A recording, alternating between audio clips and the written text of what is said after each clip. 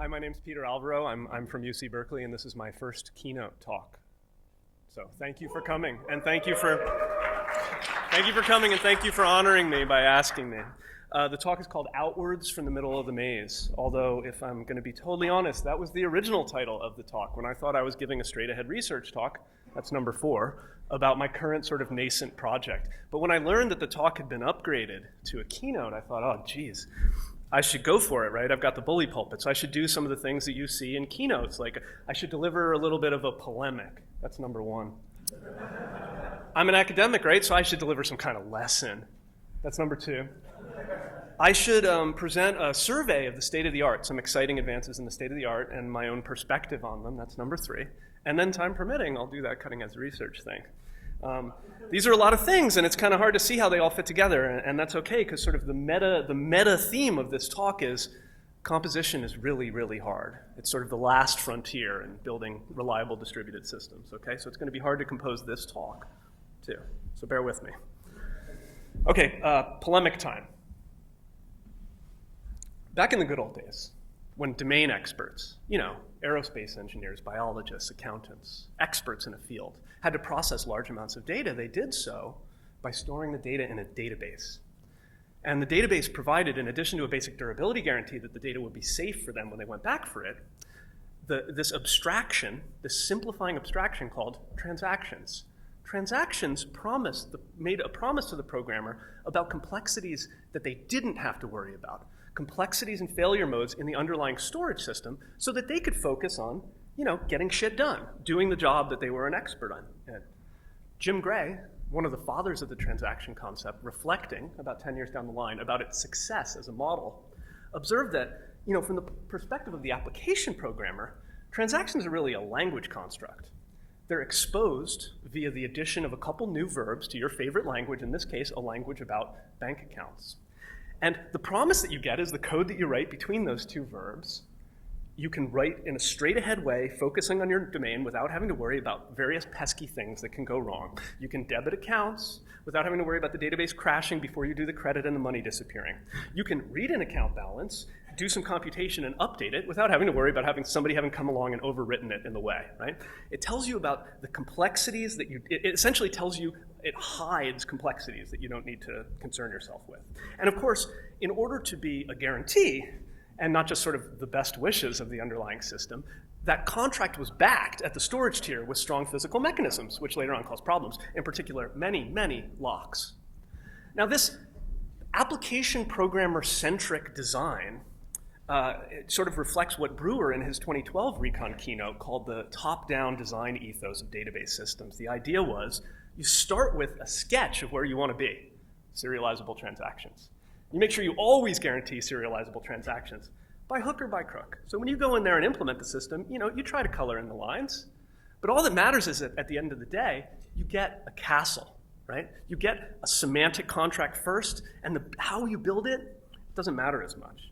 So if we look at interaction with a database system in terms of a really simple stack, a 2-tier stack in which an application interacts with a backing store, issuing reads and writes, transactions are really a holistic concept. Sure, there's this thin interface between the application and the database, but we don't concern ourselves with it, right? We sort of live in the application, like this guy, and we write straight-ahead application code, and we don't care about what's under the covers, what's underneath that purple fire blanket there, right? If this guy wants to uphold an application-level correctness property, because after all, correctness and consistency are properties of applications, not of data stores. Come on. This guy wants to make sure his balance is non-zero. How he does that is make sure the balance is non-zero, right? Make sure that when he commits, the balance is non-zero. That's all he has to worry about. He doesn't have to worry about anything else. And so if he were to peel back the fire blanket, it might turn out that it was beautifully implemented under there with an elegant separation of concerns and a high degree of reusability. Or it might be the case that it was literally a heap of cats. It doesn't matter because he got a semantic guarantee about serializable transactions, right? The abstraction was so beautiful that it didn't matter if it was ugly under there, or at least it didn't matter at first, okay? And then, between the heyday of databases and today, a lot of things happened that I don't have time to talk about, but I'll give them a gloss. The internet happened, and it was very frustrating in the early days of the internet for people to try to, load it onto databases and issue queries against it. That was frustrating. The queries ran for too long. And if you thought that was bad, it was really hard to make copies of that database and put them on both sides of the globe and make sure they stayed in sync, right? In fact, it turned out to be impossible to do that. It turned out to be impossible to have an always-on and strongly consistent experience.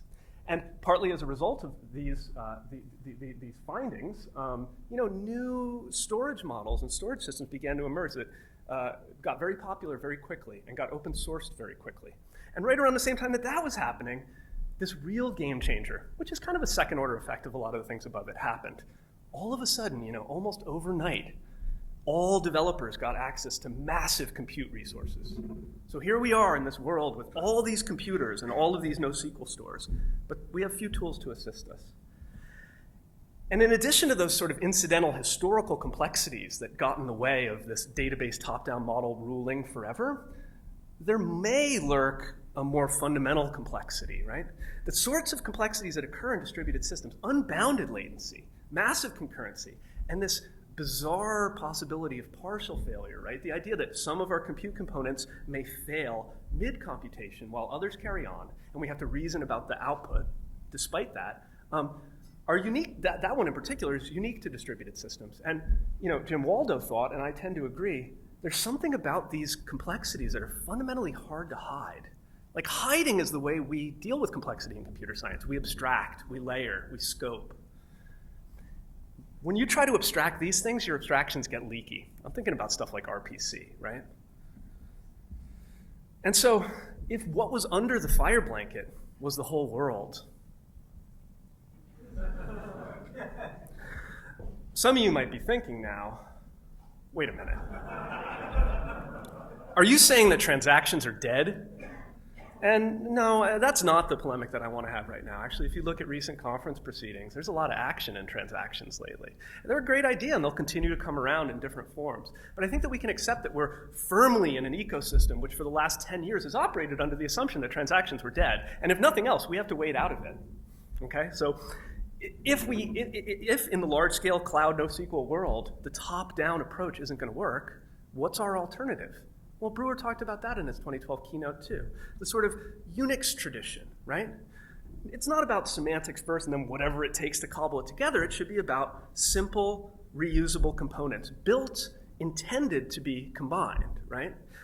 Components whose properties we can reason about their latency in a direct way, reason about their failure modes. And then the dream is that as we start to put these components together, block upon block upon block, we get something that looks like a castle. The problem is, how do we know that we're going to get a castle and not something like a barn? 'Tis a fine barn, but sure, 'tis no castle English. So this is where we live, in a bottom-up world. But when we gave up on transactions, we gave up on this contract with the programmer that they could ignore complexity and focus on what they could do best. And we should be asking ourselves hard, when do we get those guarantees back, and how? And to illustrate back at the stack what I'm talking about, if under that fire blanket isn't a transaction exposing database, but it's something like a key value store that provides a particular consistency model, maybe a weak one, maybe a strong one, there isn't a bow around the system anymore. Now the bow is very narrowly defined around that read-write interface, right? And our consistency models are essentially going to tell us what interleavings of reads and writes to opaque data are permissible and which ones are inadmissible. And now the programmer who wants to uphold this application level concern, like my account balance is non-zero, needs to translate that into a consistency model. And I literally have no idea how to do that. Like, will causal get my balance to not be zero, or will some obscure thing like fork join, or do I just have to go for linearizable, and then I'm kind of back where I started from? And of course, it's worse than I make it sound, because in real life, your service, your system isn't just a KVS interacting with an application. It's a combination of services that store and forward state, message queues, and Hadoop's probably in there, and memcache, and in fact, in the limit, it could be really bad, right? And I understand that this is due to Coda Hail. I could be wrong about that, but I think that's the attribution. So I've got this guarantee around React, and that's great. So like if the data goes into Mongo and then it goes into React, is it like okay? But if it goes to React and then Mongo, it's not okay? You know what? Forget it. Let's just pray and hope for the best. It's free. So the end of the polemic is just to say, look, we've done a really great job doing what people 10 years ago thought wasn't possible, building libraries of reusable components for large-scale systems, right? And we should pat ourselves on the back about that. But before we break our arms patting ourselves on the back, we should realize that if we're ever going to restore that contract that was lost when we gave up on transactions, we're going to have to figure out a way to compose the guarantees along with the components. And that's fucking hard, right? But that's what we want. So that was the end of the polemic component of the talk. Now is the lesson component of the talk. This is quick. I indicated that there was something peculiarly, uniquely hard about distributed systems. Let's talk about that for a minute. They're sort of hard-squared because they involve fundamental uncertainty of two, deeply interconnected, but I would argue quite different varieties, right? Asynchrony, uncertainty, non-determinism in the ordering and timing in which messages are going to be received. The concern, of course, is that that non-determinism in schedule could leak into program outcomes. There's a huge number of possible schedules for our program. It would be a real shame if, given a straight-ahead program, there was a huge number of possible outcomes. That's too much complexity to manage. Similarly, but differently, there's this issue of partial failure, that some of our compute components may fail along the way, and we get incomplete results. And these two clowns work together in really, really cunning ways, okay? So we can imagine tackling them one at a time like they're bosses in a video game, right? So on this planet, Terra, okay, partial failure totally doesn't happen, but asynchrony happens. So on Terra, it's easy, man. You just have to deal with the non-determinism in delivery order. So you say, well, okay, delivery order is non-deterministic, but individual senders could number their messages.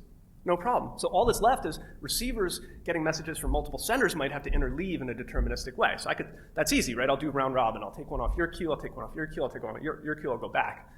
No problem, right? And in fact, that protocol that I just sketched is very similar to the mutual exclusion protocol outlined by Leslie Lamport in his seminal paper, Time Clocks and the Ordering of Events in a Distributed System. So on Terra, Lamport and I do fine. On Cosmo, another planet, partial failure happens all the time, but asynchrony doesn't happen. All messages are delivered in a deterministic order.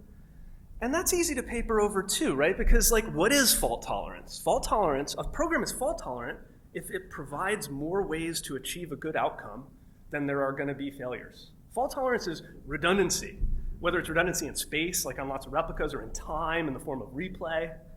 And so, on Cosmo, I can just put replicas everywhere and spray the area with messages. And I can suffer the loss of almost all the replicas and still carry on. So that was easy. Now, on Earth, unfortunately, these two failure modes happen together. And any one of these straw man approaches I sketched is going to fall flat. Deterministic interleaving is never going to work if processes can fail, because I'm going to be doing this round robin thing, and then I'm going to block forever. Fault-tolerant deterministic interleaving is non-trivial.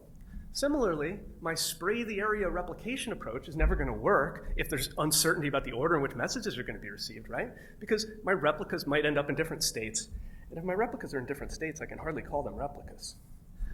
So the takeaway from this lesson is, it's a recipe for failure to try and address one or the other of these sources of complexity when you write your distributed program. You have to think of them both at the same time, and that's hard. But perhaps surprisingly, it's a fruitful strategy for analysis to temporarily assume that the program has adequately dispatched one or the other of the demons, and to focus in to do a sort of laser focus on the other one. And for the remainder of this talk, I'm going to do my survey about distributed consistency, which to me as an academic is simply the study of how we manage asynchrony, how we reason about whether or not and how non-determinism in message delivery order can or doesn't leak into program results. And then I'm going to talk about fault tolerance separately. So I'm going to go quick through this survey so that I have time for my favorite part, which is the fault tolerance work. I'm going to present, sort of my perspective on some great recent work, and it's going to be, obviously from my perspective, so it's going to be focused on some work that I'm familiar with. To make it concrete, let's consider input to a bunch of distributed programs whose consistency properties we're concerned about, okay? So let's consider input as a distributed graph. And you have to use your imagination and say, well, this graph is so big, that you can't fit it on one machine. We've had to partition it across multiple machines. And to guard against failure of individual partition, partial failure, we've replicated each partition at least two ways, okay? And so the first program I want to look at is the problem of deadlock detection. Deadlock detection is an issue that arises in systems that use locks. Don't do that, by the way, for concurrency control. And it's something like this. Like, let's say there's a plate of food, and you and I were sitting across the table, and there's a fork and a knife, and for some reason you needed both to eat it because it was like a steak or something. And I grab a fork, and you grab the knife, and then we both start like waiting for the other utensil. Well, we don't eat tonight, right? And in fact, this generalizes to a table of philosophers, each of whom has grabbed the utensil on her left and is waiting for the utensil on her right. So the problem in deadlock detection is to identify processes with nodes, edges with waiting for a lock held by another node. And then the game is identify the cycles, right? These are the waiting philosophers who can't eat. Once you've identified the cycles, you can do something to break them. A very similar problem, expressed over the same input, is garbage collection. In garbage collection, our nodes are going to represent not processes, but objects allocated off the heap. And arrows represent references that an object has to another reference. Now the game is, some objects aren't referenced transitively from the root node. And so those objects will never be used again in a subsequent computation because they can't be named. So we can reclaim that space on the heap. So the game is follow pointers from root and find the subgraphs that are orphaned and clean them up. Very similar problem. And when we look at the correctness properties, they're almost identical. There's like a safety property that says, don't fuck up, you know? Like, don't clean up a deadlock that's not there. Don't clean up memory that is actually live. And then also eventually make progress, because it's easy to not fuck up if you don't do anything. So, same input, practically the same program, practically the same correctness properties, but there's something frustratingly different about the synchronization requirements of these two programs. And let me sketch what I mean. If I'm a deadlock detector and I'm learning asynchronously, non-deterministically about edges in this graph one at a time, every time I get an edge, I'm trying to complete a cycle. And if I ever complete a cycle, I can report that cycle as a deadlock and go take action on it, even though I haven't seen all the edges. Well, why is that? Well, it has something to do with cycle forming being, monotonic, right? That it's never going to be the case that if I learn about a late edge, that the knowledge of that edge is going to make me have to retract a conclusion about a cycle having existed. So something about deadlocking detection that's fundamentally pipelinable, synchronization free. But it's hard to put our finger on what it is because it looks so similar to garbage collection. Garbage collection, by the way, doesn't have that property at all, right? Garbage collection, in principle, I really shouldn't say that an edge is orphaned until I've seen all the edges. Because if the juggling clown makes an edge delayed, I could conclude that some piece of memory that in fact is live is orphaned. Right? And that would be catastrophic. I need a stronger barrier for this problem. But it's weird and sort of, it's perplexing because they look so similar. If we were going to try in the current cloud stack to implement these programs, we sort of are faced with two obvious choices, right? We push the complexity and the guarantees down to the storage tier. We choose a linearizable store that makes sure there is no asynchrony, essentially. But unfortunately, if we did so, we would be overpaying in terms of availability penalties, CAP theorem, latency penalties, throughput penalties. We'd be paying more than we needed to pay, not just for the deadlock detector, which didn't need any synchronization, but even for the garbage collector, which only needs coarse synchronization. God damn it. So in real life, what we would do is probably just roll the applications ourselves. We'd write a pipeline deadlock detector, and we'd write a classic like mark and sweep garbage collector that waits till it has the whole graph before it decides that an edge is orphaned. Unfortunately, though, there's a couple issues with that. One issue is that we don't get any reuse, even though the applications are almost identical, and that would be unfortunate. But the real issue is that we don't get any guarantees.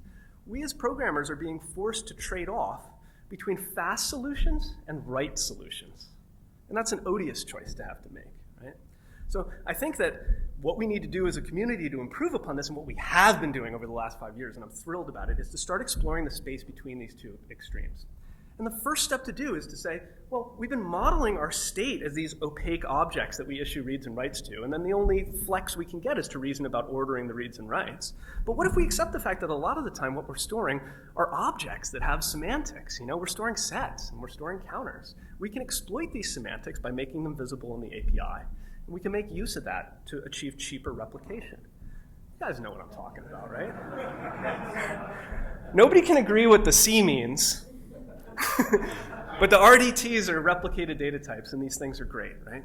The basic idea is to expose in the API algebraic properties that are well suited to replication and physical distribution. In particular, if all my API calls are commutative, associative, and idempotent, then my replicated objects will be robust to reordering, arbitrary batching, and things like retry that happen when messages are lost. So for example, if I modeled my graph by storing it in REAC, where the keys were the nodes and the values were set CRDTs, insert-only sets, let's keep it really simple, representing the adjacency lists, I would get this nice property that as things flow into my objects in arbitrary orders and arbitrary batchings and reiterations, in the fullness of time, the state inside the CRDTs converges to the same place. That's really nice, right? Because that rules out replica divergence. I get a bow around my CRDT. Unfortunately, this guarantee doesn't go a very long way towards giving me the application level guarantee that I wanted. No live nodes are reclaimed by the garbage collector. Reasoning about that property, that application-specific property, which really has to do with the output of the distributed computation, requires not thinking about the convergence properties of data at rest, in objects dangling off my application, but the properties of data in motion as it becomes outputs of some objects and inputs to other objects and ultimately transits my application on its way to the output, right? I need to think about data and how components change data, not what data does to components, if you like. Which brings us to the next level up the stack, so-called flow-level consistency, as embodied, well, in my mind, by my work on Blazes, but it seems like lots of other people are doing great work on this too. I'm thinking about Dareflow and Elvish and things like this, right? The idea behind flow-level consistency is, well, you can decompose programs into data flows in a fairly straightforward way. Just observe that both of the programs that I described, we have something that generates edges, we have something that stores edges, we have something that takes a transitive closure of a graph, and then we have a custom component at the end that expresses some query over the transitive closure of the graph. If we can study these components and reason not about the relationship between their inputs and their state, but how they transform their inputs into outputs, we can start thinking about how we glue pieces together and the guarantees that we get under composition. A property of particular interest for flow-level consistency is confluence, a property of how components transform inputs into outputs. A confluent component, for all orderings and batchings of its inputs, produces the same set of outputs, possibly non-deterministically ordered or batched. So confluent components can sort of be viewed as functions from sets to sets, abstracting away the ordering and batching that happen to happen. Like functions, confluent components compose. If I connect together two components such that the output of one becomes the input of the other and they're both confluent, the super component is confluent. And that could be your whole application if you're lucky enough to have chosen all confluent components. Of course, not all applications are going to have confluent components. So what we do is, in flow-level consistency, before we start looking inside the boxes, we can just ask programmers for annotations. Is it the case that your component produces the same set of outputs for all sets, for all orderings of its inputs? So we say, well, the graph store, as it learns about more edges, it outputs more edges. That's confluent. Transitive closure, as I say, if A can get to B and B can get to C, then A can get to C. As I learn about more edges in the initial graph, I output the same, possibly non-deterministically ordered, larger closed graph. And the deadlock detector, as I already indicated, as I learn about new edges and closed cycles, I can emit cycles as I learn about them and just keep going. So that's confluent. That's good. We can tie a bow around that. But of course, the garbage collector doesn't have that property. The garbage collector needs to wait for all of its inputs before it can produce an output. It needs to coordinate. It needs to coordinate right there. So what do I mean by coordinate? Lots of people mean lots of different things by this, but let me give you a couple of examples. One way that we could eliminate that non-determinism and prevent it from leaking into the output is establish a total order respected by all replicas and in all replays in which to process the messages. We could put some, Paxos in there. We could put this jerk in there. Right? We could put some sort of coordination as a service, linearizability, make sure all the messages get to all the components in the same order. Or maybe we could do something weaker. Maybe we could recognize the fact that the garbage collector doesn't need a total order. It just needs all of the inputs in a batch before it produces an output. Maybe we could dam up the stream and produce a coarse grain barrier. Maybe that would be cheaper. What am I talking about cheap anyway? Well, what we're concerned with is if we're replicating for fault tolerance, for example, we might be replaying too, and similar issues arise, we made multiple copies of our stream in order to be able to tolerate the failure of one of them, and they can progress independently of one another. At least in this picture they can, because they're not coupled. So that didn't cost us anything to replicate. This was like on Cosmo or whatever.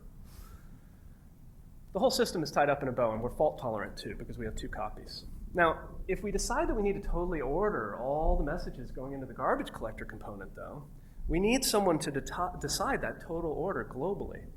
That's going to introduce a synchronization bottleneck. It's going to reduce the ability of these streams to progress at independent rates. And we're going to have essentially not a single point of failure, because presumably we have 3 Zookeeper nodes, but we've coupled these 5 nodes together that previously could have proceeded independently. That's unfortunate. On the other hand, if we chose the right coordination for the right synchronization problem, we can get a much cheaper strategy, right? If all I need to know is that my inputs are complete before I process my outputs, all I need to do is augment the communication between producers and consumers a little bit so that producers can say, there's no more edges. Oh, and by the way, here's a digest of all the edges in case this message raced with some of them or something like that, right? So we need to augment the protocol so that producers can tell consumers when they can start. But then the chains can process completely independently. A smart man once said, the first principle of successful scalability is to batter the consistency mechanisms down to a minimum. And so that's what we're trying to achieve, is a lightly battered coordination.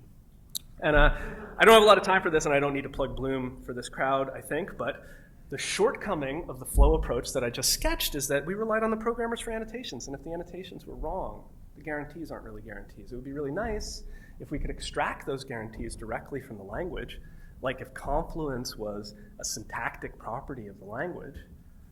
And thanks to Hellerstein's COM theorem, a really exciting, wonderful, positive result in this era of negative results tells us what we can achieve in a distributed system as opposed to what we cannot. It tells us that if a program is written down in monotonic logic, it's guaranteed to be confluent. That's a theorem. They proved that one. So if I have a language in which monotonicity is evident in the type system, I'm done, right? So let's peek inside those last components really quickly before I move on to my favorite part of the talk. The deadlock detector, what does it do? It computes the transitive closure of a waits for graph, and then it looks for edges that wait for themselves. You know how I know that's monotonic? It doesn't have not in it. The garbage collector computes the transitive closure of the refers to relation beginning at root. But then it emits those edges that are not in it. Not. Okay? That thing was non-monotonic. We mark it as potentially sensitive to order, and we get on with our lives. So that's it for distributed consistency. Consistency from a particular level of abstraction is just tolerance to non-determinism in the schedule. Okay?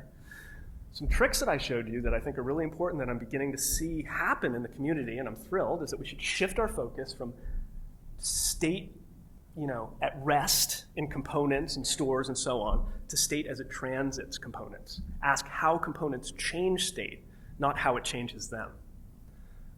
Obviously, we want to avoid coordination like the plague, but knowing when we don't and do need to use coordination doesn't get us all the way there. We need to reason about how to use coordination, the problem of fitting a particular coordination protocol with particular costs in a particular model to a particular application that needs a property.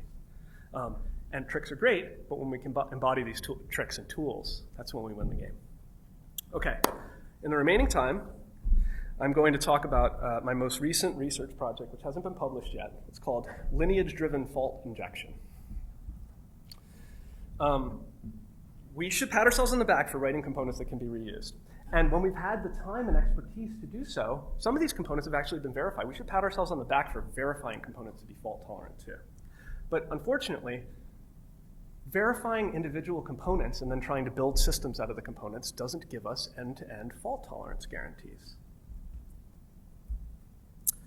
Let's look at a couple of programs. Remember that graph?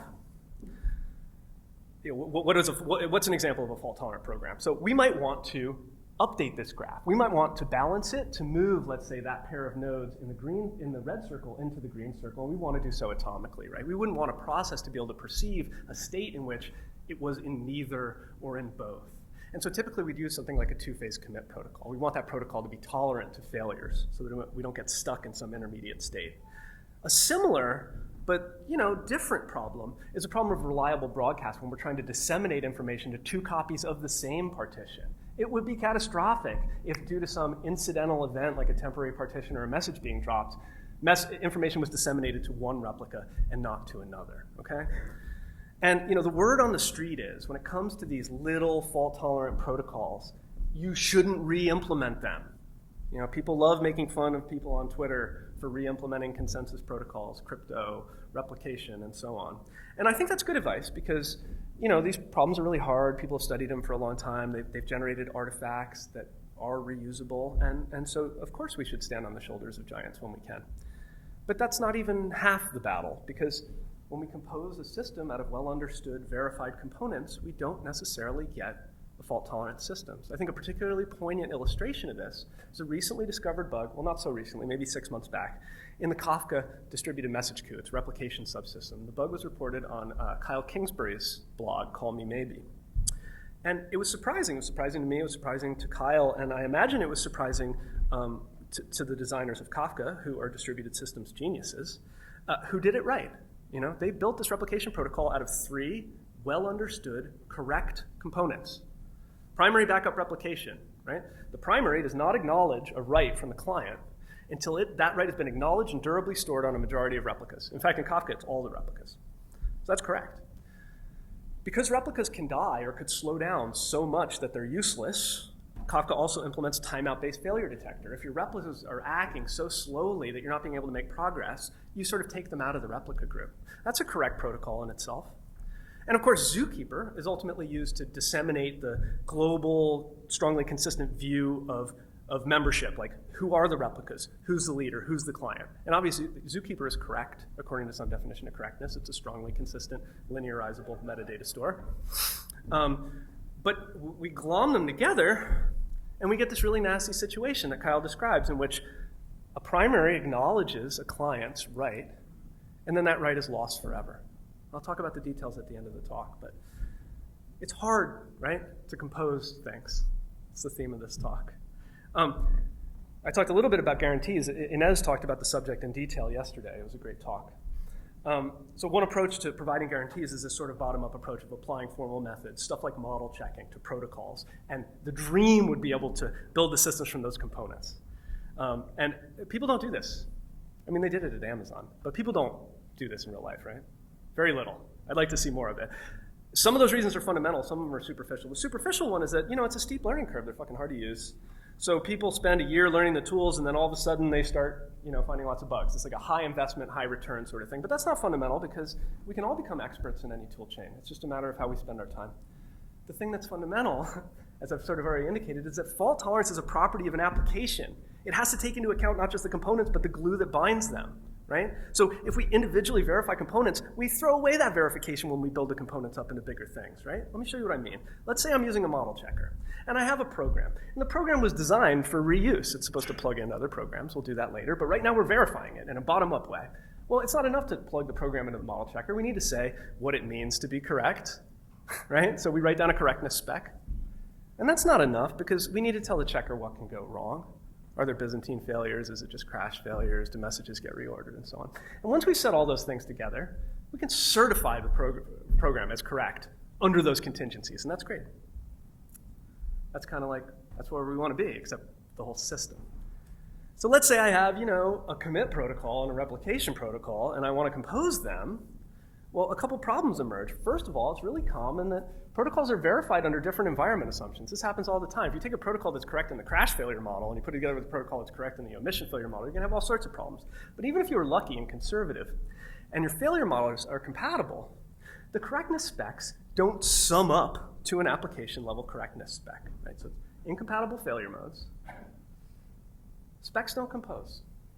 So if I wanted to compose these components, I'd write a new spec that described the composition and the glue. And I'd snap that spec in, I'd throw these things away.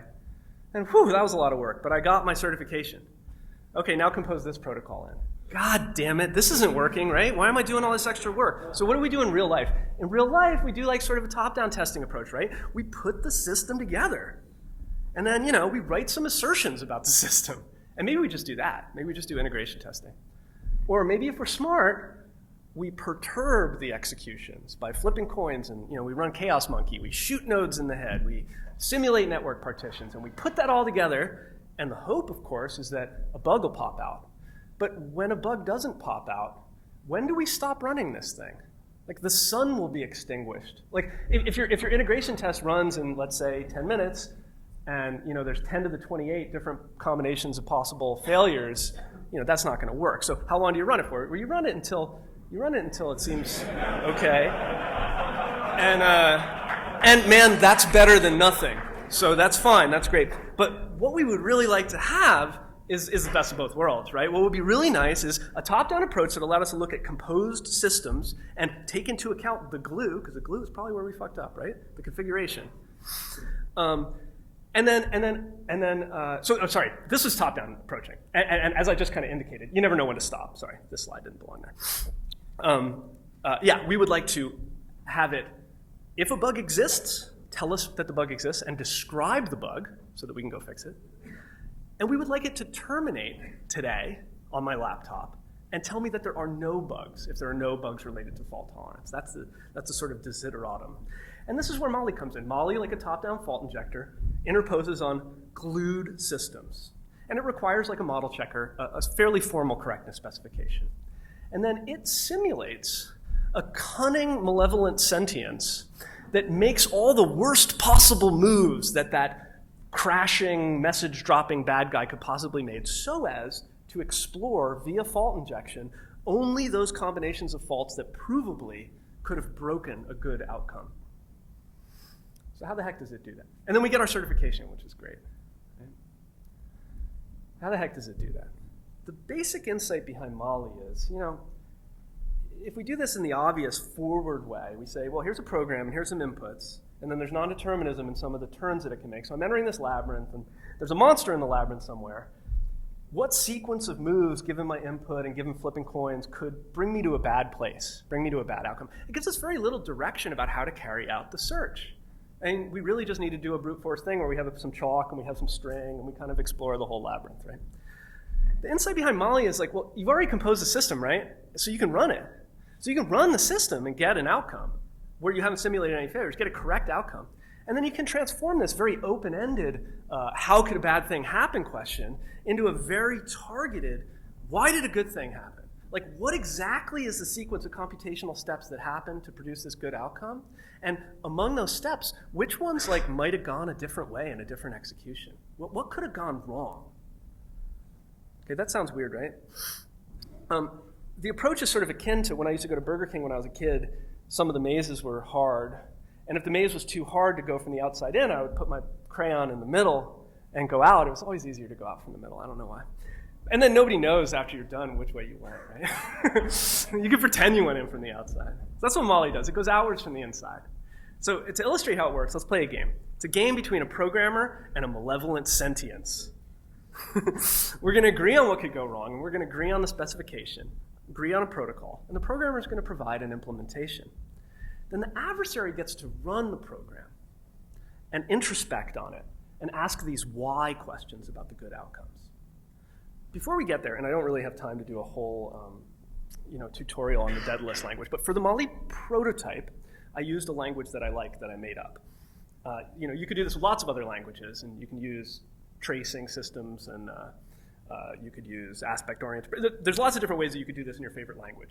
I happen to have done it in Deadlist. The important thing to remember about Deadlist is that it's a data-centric language. The core data structure is rows and tables with a little bit of extra flair. So, for example, a log entry might look like some data payload, a row and a table. That's the name of the table. The first column is always going to be a distinguished field, meaning the location on the network. You imagine that that's like an IP address or the name of an agent. And then the suffix says the local clock time, right? So there's a datum called data in a table called log at a place called B at a time called 5 on B's clock. And then all that computation is in Deadlist is rules that describe how data changes and moves through space and over time. Okay? So there's not a lot of time to get into the syntax, but Deadlist is like data log. I don't know how many of you are familiar with data log. Rules are read as implications from left to right. If the premises hold, then the conclusion must hold. And in fact, Deadlist rules are basically like a terser version of SQL. Right? We've defined a view log over a relation called broadcast.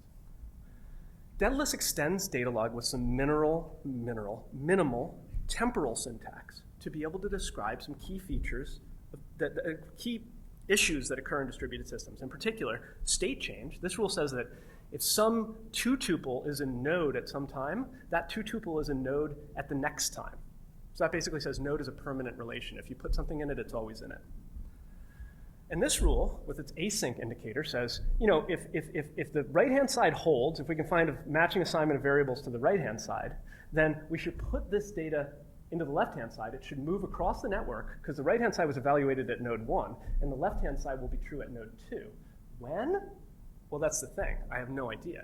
Like, at some unknown future time due to asynchronous communication, maybe never, right?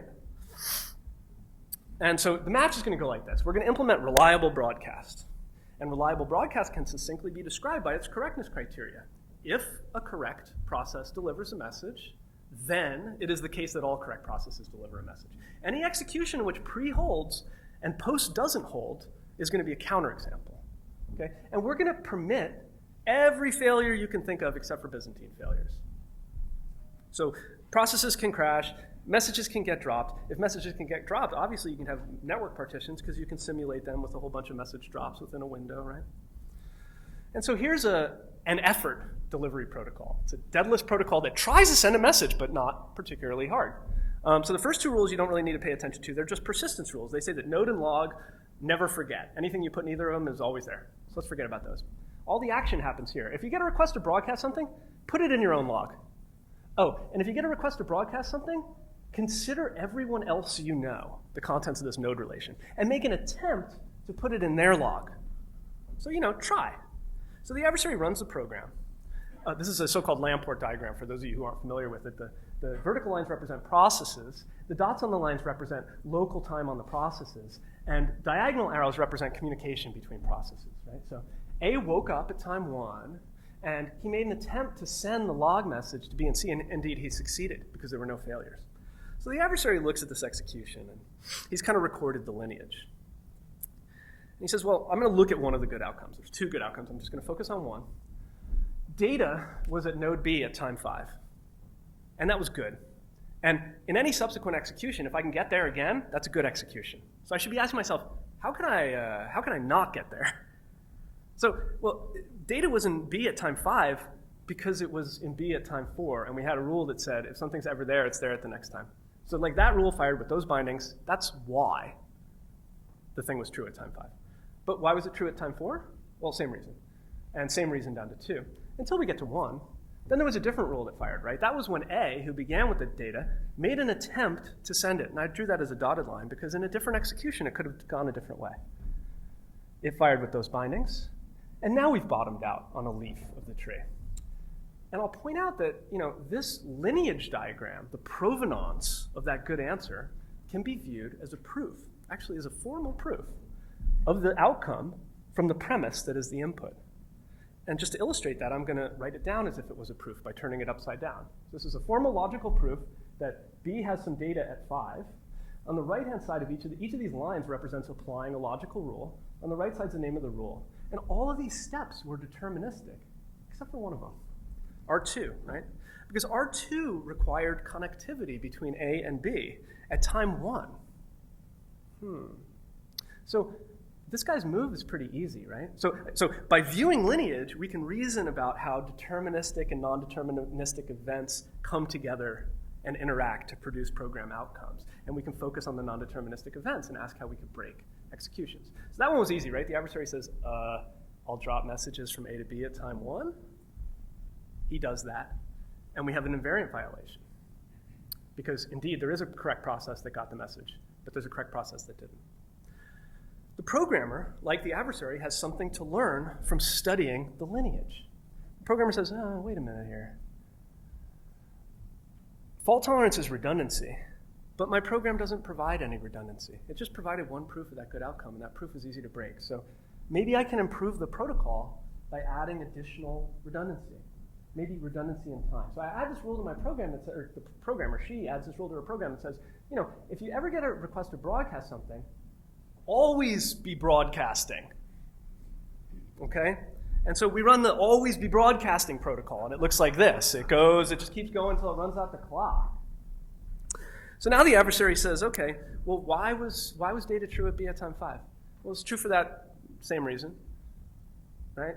But it was also true for another reason, because A made an attempt to send it at 4. And why was it true at 4 as we explore this tree in a sort of left deep way? It was true because it was true at 3 and because A made an attempt at 3 and so on and so forth. We go down to the bottom and we see that this one execution of the program actually provides 1, 2, 3, 4 proofs of the outcome. A single execution, so fault-tolerant protocols are redundant. Redundant protocols often reveal redundancy in one execution. We can use that redundancy to prune the space of executions we need to consider. An execution sometimes provides not just a tree, but a forest of trees. And the question the adversary should be asking is there a set of failures consistent with our agreement about what can go wrong that breaks all of the proofs? And the adversary has to think about it a little bit harder this time, but there's a great move that they have because they're allowed to crash processes too, right? So they can let one message slip through, and then they observe that, like, okay, there's redundancy in this program, but all the redundancy, all the responsibility for redundancy falls on A alone. So if I crash A after one message gets through, there's nobody to do the redundancy. So the adversary wins again, okay? So now this time the programmer looks at the lineage and says, oh, I see what went wrong. This program had redundancy in time, but not in space. There was just one retrier. We need to have everybody always be broadcasting. Let's implement like an everybody always be broadcasting protocol. And that involves adding another rule that says, look, if you get a log entry, henceforth assume responsibility for broadcasting it just like everybody else. Everybody has essentially symmetrical behavior once they have a log entry. And okay, so it's not the most efficient protocol, right? It's a little bit of a broadcast storm, but this protocol exhibits redundancy in time and space, and there's a very straightforward, though I don't have time to do it, iteration on this where we add acknowledgments. And you really don't want to see that graph, but it doesn't go on forever, right? Once you know that everybody knows, you stop, okay? The point to make is, now the adversary says, okay, well, holy crap, there's 3 reasons why 5 is true, and there's 3 reasons why each of those reasons is true, and so there's actually an exponential number of proofs of the good outcome, and I can't find a way to break it. So the programmer has won. So what just happened?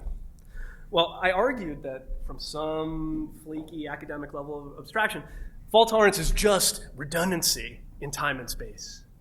And what was interesting about this exercise for me is that the winning strategy, both for the adversary and for the programmer, involves looking at the fine-grained data lineage, right? The move for the adversary is to look at the data lineage, express it as this set of Boolean variables, and essentially try to find a set of failures that breaks all of the proofs that's consistent with the agreement. The game for the programmer actually is to look at that lineage graph and ask, is there any modification I can do to the program that provides additional support for the good outcomes, either on the axis of time or space? Okay? And I'm sure you saw where this was going. This was a fun game, but it's only a good tool if I can run it on my laptop. And fortunately, by the way we've constructed the program, it lends itself very easily to efficient evaluation.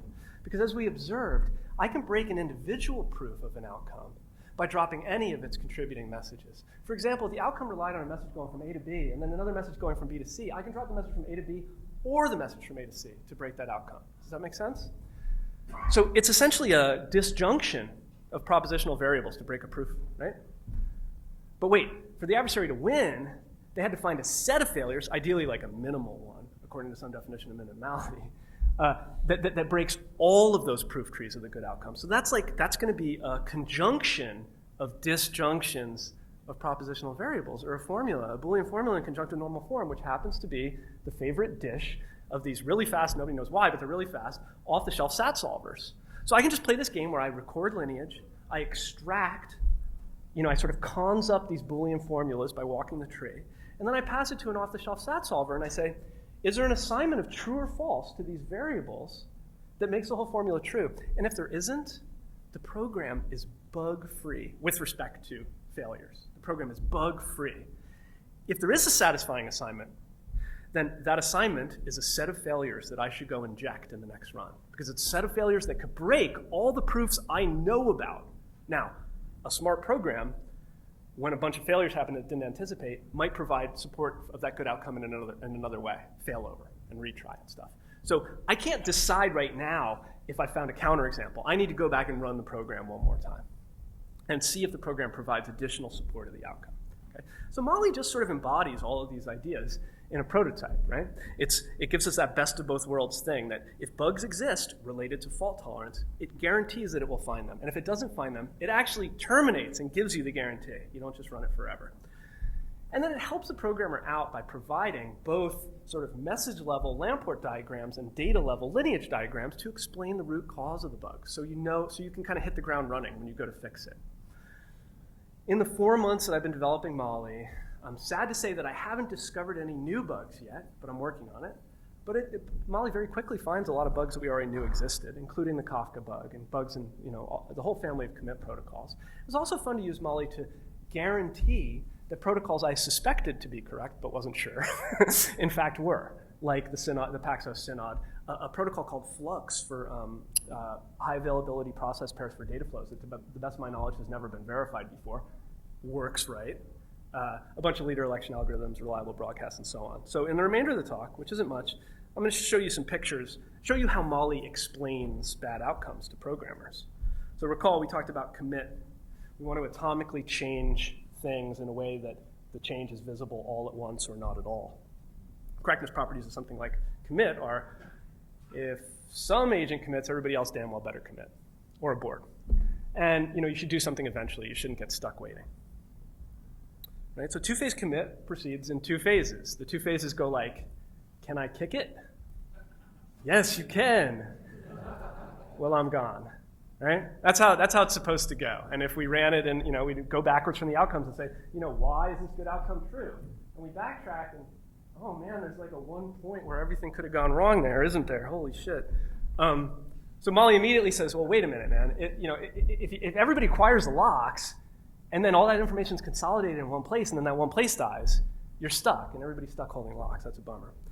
So in the few years after 2PC came out, people tried to improve upon it, and one idea was, well, what if the agents, woke up after a certain amount of time? If they suspected the coordinator to have failed, they chatted among themselves to try and figure out the transaction outcome. It's a good idea, but it suffers from the same problem, right? So, hey, do you guys know what happened? Nope, not me, not me, not me. So same blocking executions, maybe fewer of them, but the same blocking executions occur in the augmented protocol that occurred in the original protocol, and this is a succinct explanation of what went wrong. I don't want to get into 3PC, but the idea behind 3PC was two-phase commit isn't complicated enough. We need to make it much more complicated. It needs more states. It needs more rounds. And if we do this in the right way, we can make it non-blocking in the sense that in any round, if a timeout goes off, an agent can unilaterally decide that somebody's died and roll forward or back depending on what phase of the protocol they're at. So for example, there's 3 phases, right, you gathered. In the second phase, really I guess it's the first phase, if agents time out when they've been asked to prepare a transaction but before they've heard the outcome, if they time, by timeout I mean they suspect the coordinator to have failed, then they just abort, which is safe. And if after they've heard from the coordinator that everybody's ready to commit, then they don't hear from the coordinator, they can roll forward to commit because they know that everybody voted to commit. The weakness of this protocol is that it assumes a synchronous network. It assumes that a timeout is a perfect failure detector. If my timeout fires and I haven't heard from you, you're definitely dead because messages don't get delayed and partitions don't happen. So we all knew that 3PC didn't work in an asynchronous network, so we don't use it. But do we know what could go wrong? Crazy stuff can go wrong, right? So Molly immediately finds this execution that's like, okay, at time 4, everybody's voted yes. So they all learn from the coordinator that we're all going to commit. But right around the same time, agent D dies. And the coordinator never gets an act from D, so the coordinator goes, oh crap, we gotta abort this one actually.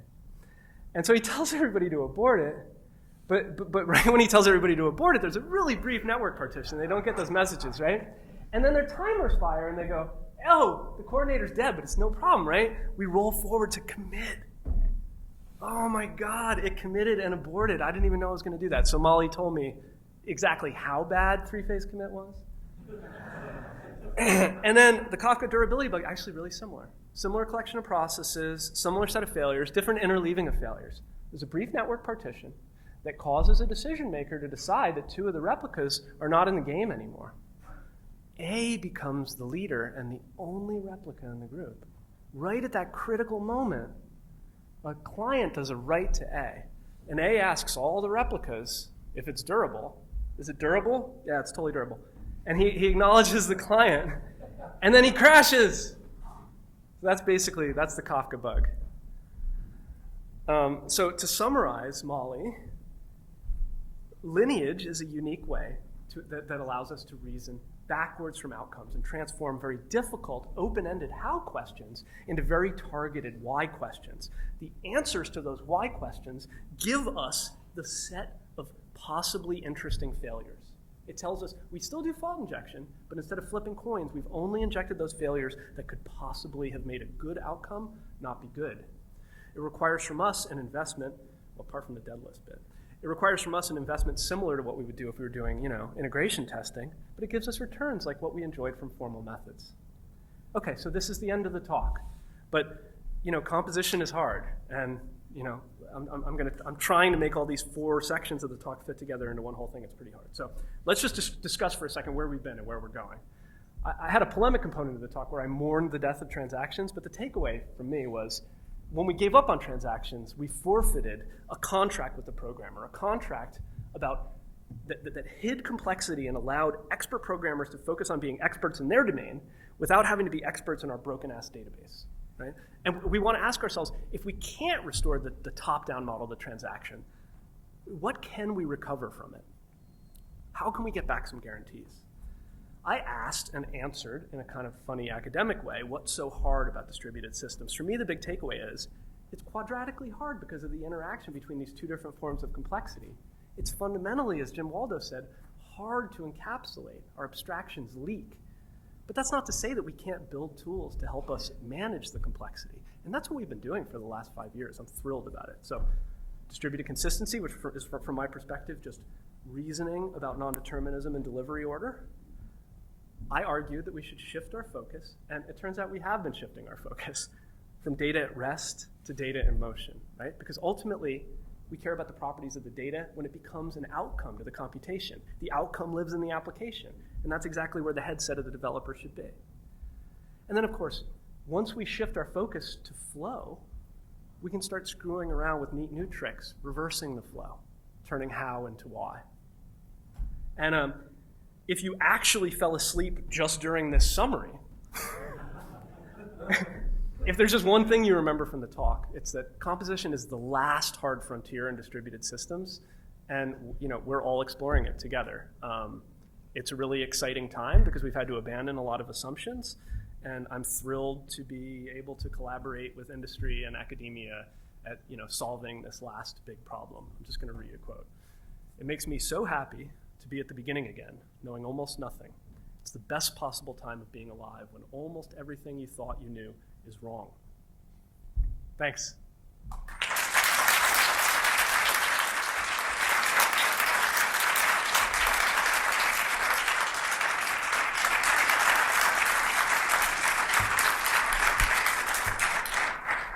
I take questions, or do I just drop the mic? Peter, will you take some questions? Okay.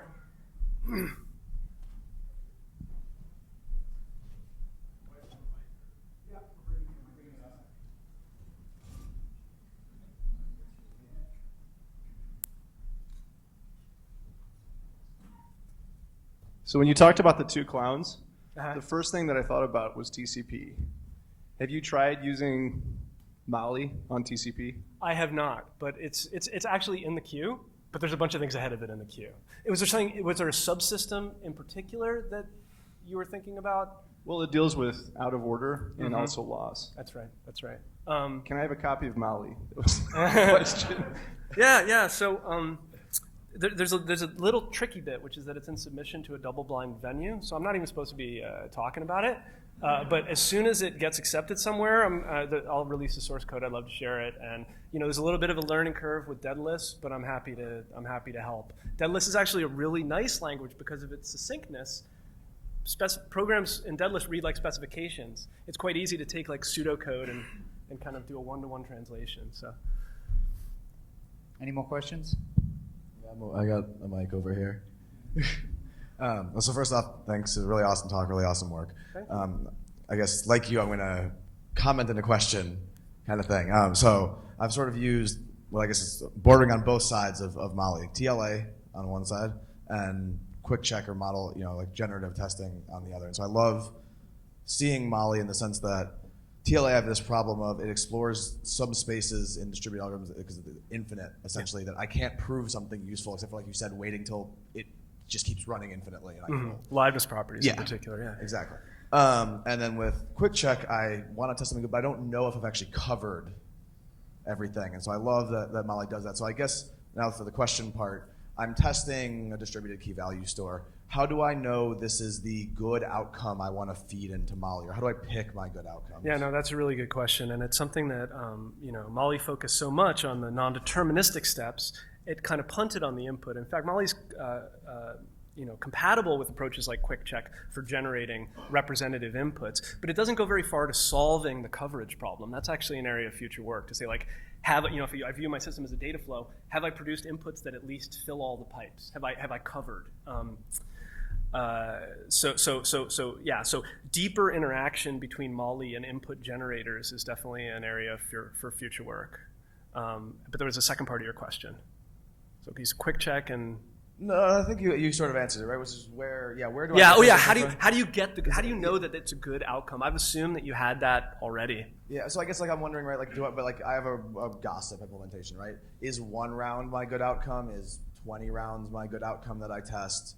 And I guess maybe that's actually problem specific. Like right now, that's up to the tester. No, that's a really good point. I've sort of assumed that the people studying the algorithms actually know, for example, that gossip is complete when all pairs have anti-entropied or something like that, right? And if you didn't know that,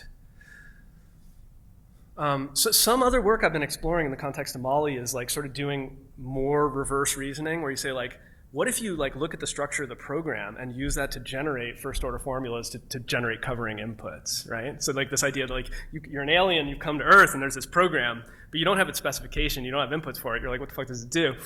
You can study the program and generate up, some Skolem inputs that just sort of exercise the program, and then you can run it in Molly and say, this is what the program does. It sends messages between these guys, So yeah, it's an area of future work as well. Right, awesome, man. I definitely think, like you said, there's a good separation there, right? Like right now, I feel like that's my responsibility. When I have to write tests, it's my job to figure out what's a good input for Molly, and then Molly can do some awesome things. That's right. I mean, you're always going to have to sort of fix with a pin one part of it and, fiddle with the other parts, right? Because otherwise, like, if I only did what I just described, I took a program and I generated inputs and ran it, well, what if the program had bugs? I just showed how a buggy program does its thing or whatever. Yeah, right? So it's like that only worked if I assume that this program that I don't know what the hell it does is correct, whatever the hell it does. Then, you know what I mean? So you're always sort of playing this game where you're saying, all right, I'm going to fix this and I'm going to fiddle with these. And then I'll take the pin out of this and I'll fiddle with this and fix this. You know what I mean? So no idea if this is crazy thought, just put an idea in your head. I wonder if you've sort of pulled from the generative side to a degree and made it better. I wonder if pulling now from the modeling side, if there's a way we can explore the state space to certain inputs to feed into the model. Yeah. But anyways, I'll give the mic to somebody else. Thank you. Any further questions? Well, thanks, everyone. Hi. Sorry. Just one last one. Oh, great talk, Peter. It was really good. So I had a question kind of related to that. So you mentioned how you think we should move from offering these top-down semantics to application sort of developer semantics. Like, I know whether when my program's correct. But do I really know when my program's correct? Like, do you have any sort of intuition on how to figure out the right specification, the right guarantees? Like, how do I even know that that's what I want to do, is keep the balance above zero? That's a great question. The first thing I would say is that I don't think I was advocating for the bottom-up over the top-down approach. I think I was lamenting the apparent loss of the top-down approach and saying, well, we're in the bottom-up world, so what can we do to like get back some of what we lost? I'm very much a top-down database guy at heart. I want transactions back. I just don't know how to get them, That said, the problem of, so that's another issue that I was thinking of when I've been thinking about future work for when I'm out of grad school and doing something else. Not just this problem of like looking at the program and so you fix the program, assume the program's correct and generate the input. That's what I was saying to Jordan. Then there's this other one where it's like, well, I'm an alien and I don't know what the hell the program does. I don't know what its specification does. What if I fix the program and some input and then I like synthesize the specification, right, out of a very small vocabulary of things that you might write specs out of? And obviously that has the really strong assumption that the program's correct and the input is representative and so on. But it would be really interesting to say, in the absence of a specification, could I like automatically generate a specification that describes succinctly the behavior of the program? But similarly, it's not clear how much that would help, because then you just get a specification sometimes of an incorrect.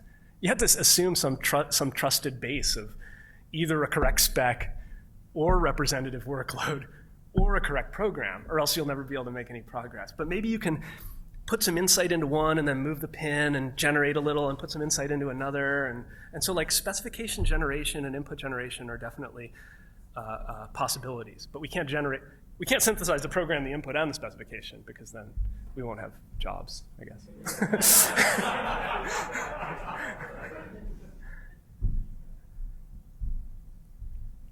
So I don't know about you, but if that was the first keynote I ever gave, I would be pretty damn proud. Thank you again, Peter, for what you've just done.